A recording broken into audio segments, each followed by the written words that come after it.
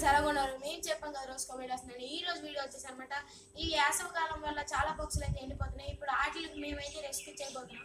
Hi friends, తెలుసు కదా మన వీడియో థీమ్ ఏంటంటే ఫస్ట్ మన తమ్ముడు చెప్పిన థీమ్ ఏంటంటే ఫస్ట్ ఆఫ్ ఆల్ మనం ఏం చేయాలంటే ఫస్ట్ కొన్ని ఐటమ్స్ మనం క్యారీ చేసాం కదా, ప్లాస్టిక్ నిరోధించడానికి కూడా కొన్ని ఐటమ్స్ తీసాం.